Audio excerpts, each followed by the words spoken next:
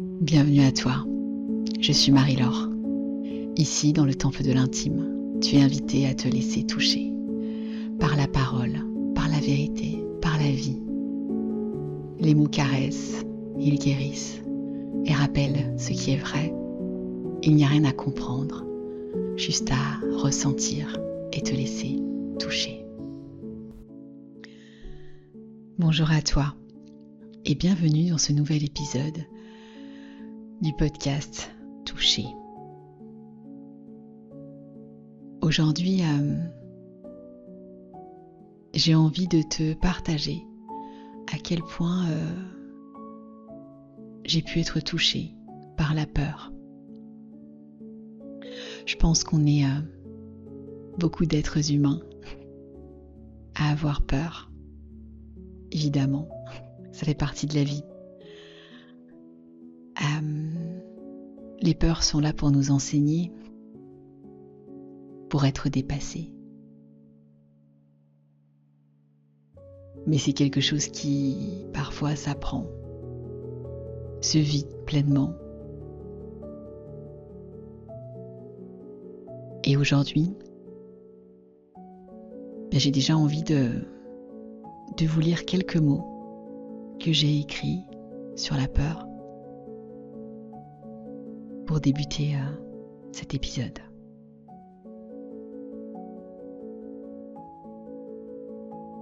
Elle surgit sans prévenir, elle serre le ventre, elle fige le souffle. On croit qu'elle veut nous empêcher. Mais la peur ne dit pas stop. Elle dit regarde. Elle dit il y a quelque chose à traverser. On l'a traitée comme une ennemie. On l'a camouflée sous la raison, la maîtrise, la fuite. Mais la peur est une messagère. Elle garde les portes du changement. Elle veille aux seuils les plus précieux de notre vie. Quand elle monte, ce n'est pas pour nous punir. C'est pour nous alerter, nous éveiller. Elle chuchote. Quelque chose va mourir. Oui. Mais autre chose va naître.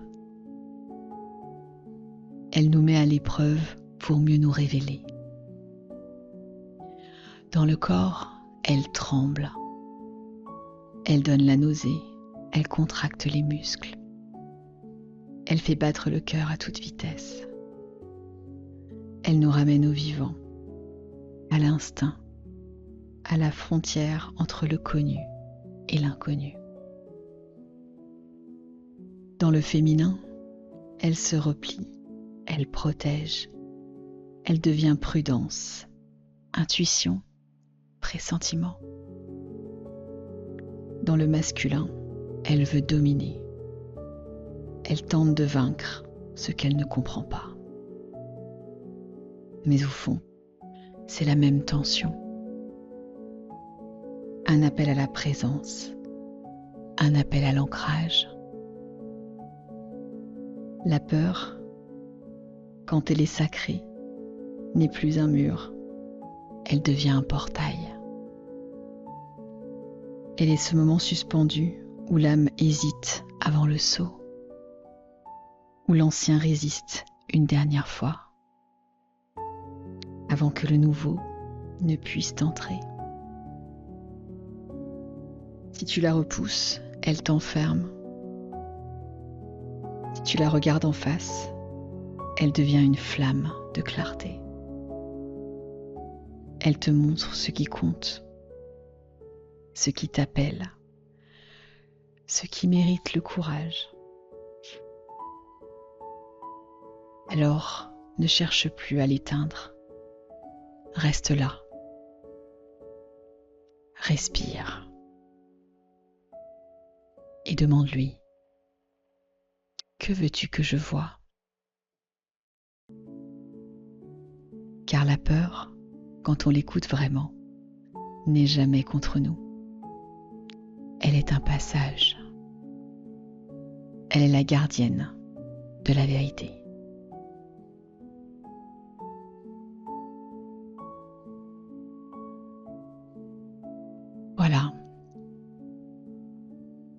j'avais envie de vous partager ces mots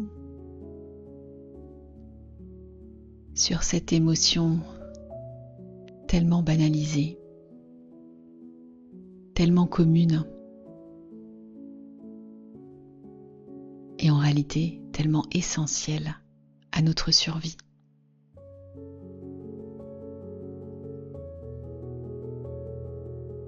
C'est pour ça que je dis souvent que toutes nos émotions sont sacrées. Parce qu'elles ont tout un message.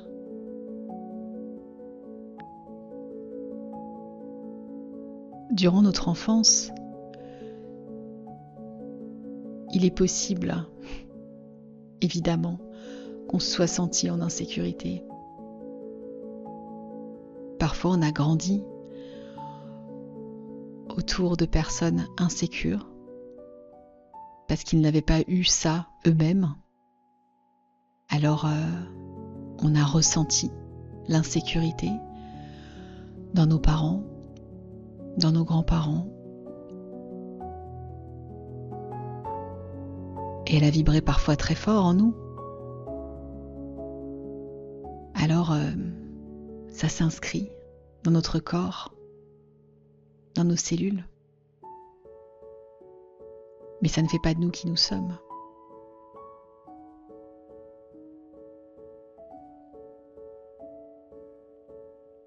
La peur est vraiment une messagère qui nous permet de faire le bilan.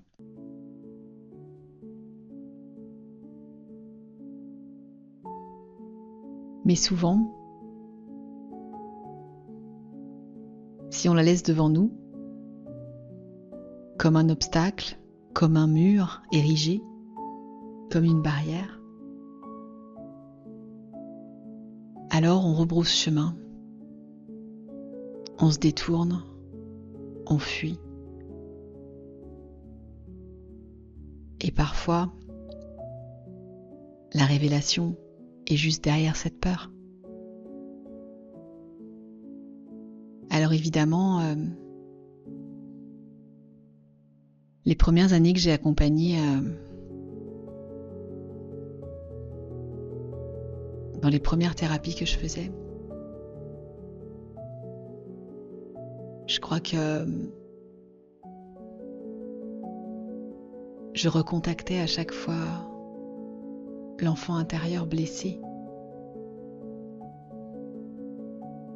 celui qui avait cru mourir par manque d'attention. On appelle aussi la faille narcissique.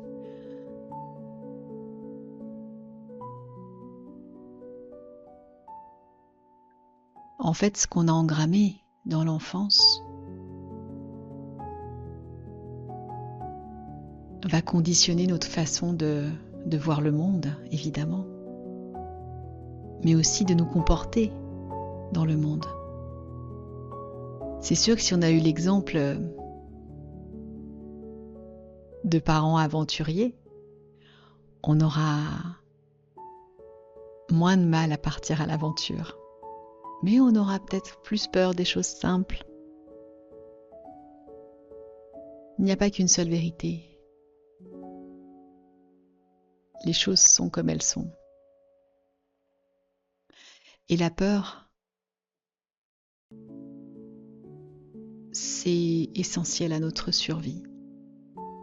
Notre système ne veut qu'une seule chose, l'homéostasie, que ce soit pareil qu'hier et pareil demain. Parce qu'il n'a qu'un seul but, nous maintenir en vie. Donc, il va mettre des garde-fous, des gardiens, des protecteurs intérieurs pour ne pas aller vers le changement, vers ce qui va faire une rupture intérieure avec ce qu'il a l'habitude. Et souvent, on manque d'amour pour soi quand on a peur. On rajoute des couches. Ah mais j'ai peur, j'arrive pas à avancer, j'aime pas le changement, j'aimerais la dépasser.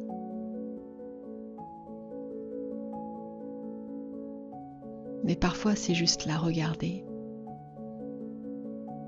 s'asseoir avec elle.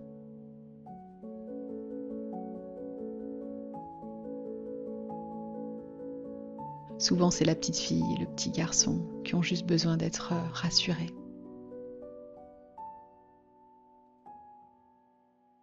Qu'on leur promette, en tant qu'adultes désormais, qu'ils sont en sécurité, qu'il y a un féminin, un masculin en nous, en tant qu'adultes, qui est maintenant prêt à l'aimer pleinement à l'intérieur de ce corps, dans chacune de ses cellules.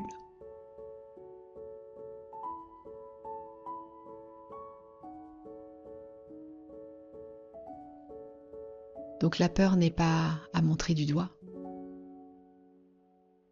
Comme tout le reste, elle est à accepter, accueillir. Elle a sa raison d'être. En revanche, on peut la dépasser. On peut lui dire merci pour ton message. Mais je choisis d'avancer, de changer, d'évoluer, de prendre un risque, de sauter. Et souvent, dans la peur, il y a quelque chose qui va avec, c'est le manque de foi. Parfois, la vie nous a tellement éprouvés qu'on a perdu la foi sur le chemin.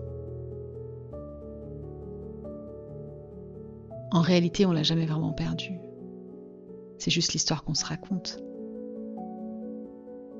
Mais parfois, avec les épreuves, on peut rester figé, immobile.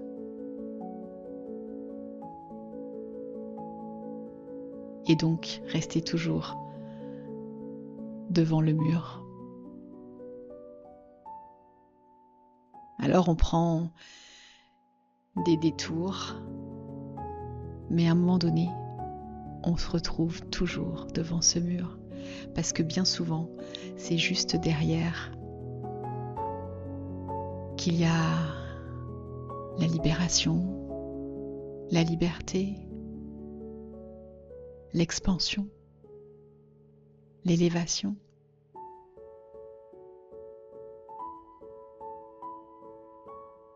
J'ai fait des choix ces dernières années qui ont été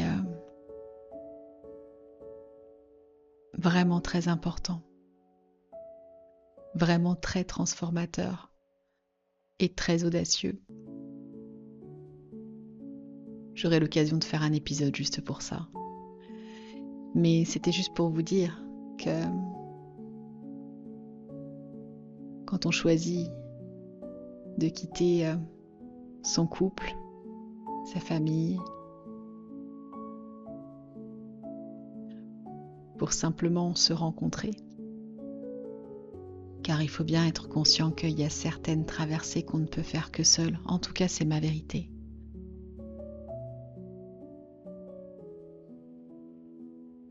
Et quand j'ai tout quitté, toutes les émotions sont remontées. Et la peur est venue se confier.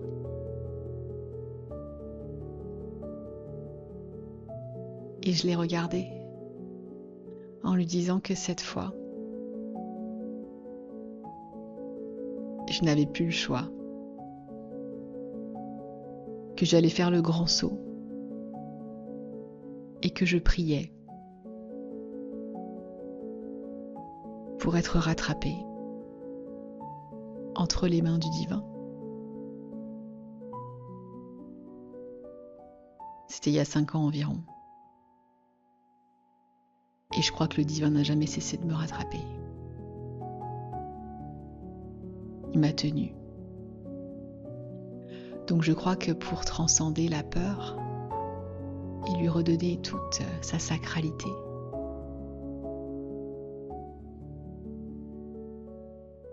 il est important d'invoquer Dieu, l'univers, la source, de prier pour dépasser sa peur, de demander de l'aide. Ce qui m'a beaucoup aidée dans le dépassement de la peur, parce que la peur était vraiment quelque chose de très ancré chez moi. Ça me tétanisait. J'ai eu des épisodes de terreur, vraiment. Parce que la peur dans sa dimension la plus profonde, c'est la terreur. Donc j'ai eu des phases de terreur très importantes. Et c'était mon corps qui me le faisait vivre. Parce que j'avais pas conscience de la terreur que je portais en moi.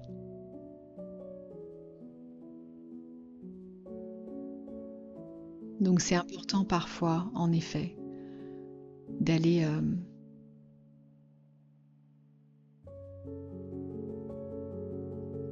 dans cet espace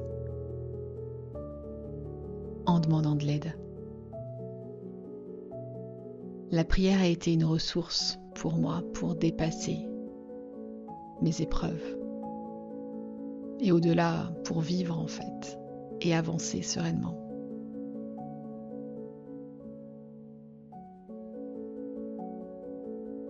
Je ne dis pas que ça marche pour tout le monde. Je pense qu'il faut profondément croire qu'il y a plus grand que nous. Et donc, c'est accepter que nous sommes tout et rien à la fois.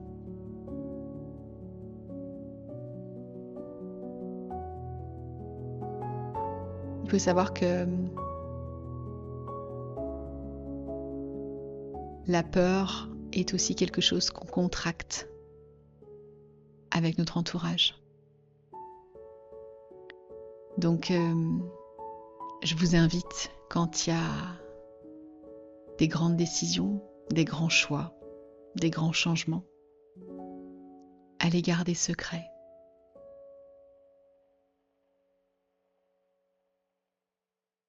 Parce que souvent, ce sont inconsciemment les peurs de nos proches, de ceux qui en fait ont peur pour nous. Mais ce sont souvent eux qui projettent sur nous leurs propres peurs. Et elles ne nous appartiennent pas en réalité. On a nos peurs et on choisit de les dépasser ou pas. Parfois, on peut dépasser une peur avec un tout petit pas.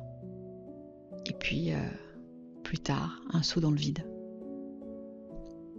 On ne va pas changer notre mode de pensée, notre façon de faire d'un seul coup. Mais une fois qu'on a pris la décision intérieure de traverser sa peur, ce sera plus facile.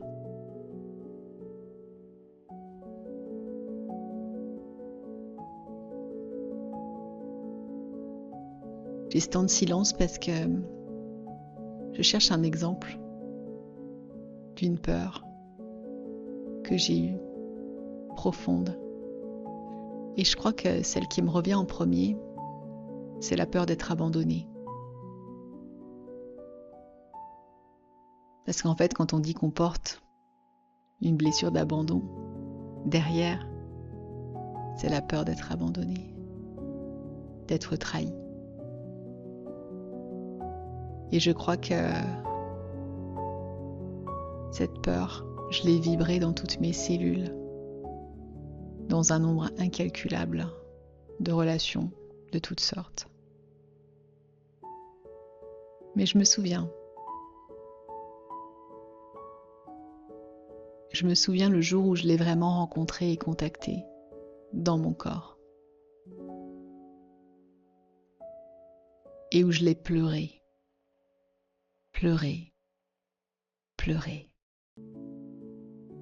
Parce que la peur peut tellement nous paralyser qu'elle peut aussi conditionner tout notre système émotionnel en fait, toutes nos émotions. dis souvent que la peur nous permet de mentaliser nos émotions. J'étais arrivée à un stade où, dans ma vie il y a quelques années, où je savais très bien quels étaient les messages de mes émotions. Et donc, j'avais mis en place un système de mentalisation de mes émotions. Ce qui fait que je savais exactement ce que je ressentais, mais je n'allais jamais dans le corps les ressentir. Bien entendu, c'était inconscient. J'ai mis ça en lumière grâce aux personnes que j'accompagnais, aux ateliers. C'est ça la richesse en fait. L'autre, c'est toujours moi. Ça ne changera pas. Et je vous invite toujours, quand vous rencontrez quelqu'un en face de vous, à vous dire « L'autre, en face de moi, c'est moi. » Parce que nous ne sommes qu'un. Alors, quelle que soit la personne qui est en face de vous, j'ai envie de vous inviter à n'ayez pas peur. J'ai une amie qui dit souvent il y a Dieu dedans. Donc, laissez-vous porter par l'expérience, par la situation, par la vie. Et la peur, honorez-la. Elle vous alerte juste. Si vous restez, elle vous condamne, elle vous emprisonne, elle vous enferme. Mais si vous la regardez, que vous prenez un nouvel angle, que vous l'accueillez, que vous l'acceptez, la peur devient réellement sacrée.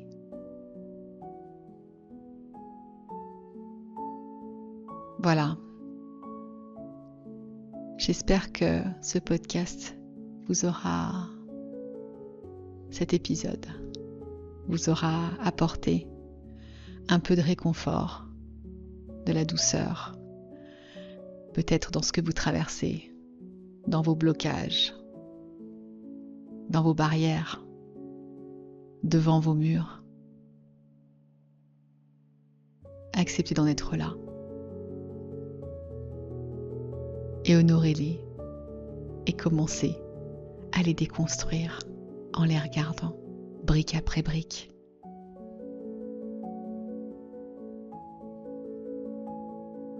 Respirez dans vos peurs. Voilà, c'est la fin de cet épisode. Je suis émue par cet épisode. Je vous laisse le partager, le diffuser, peut-être à quelqu'un qui en a besoin. Et en attendant, je vous souhaite une très très belle soirée.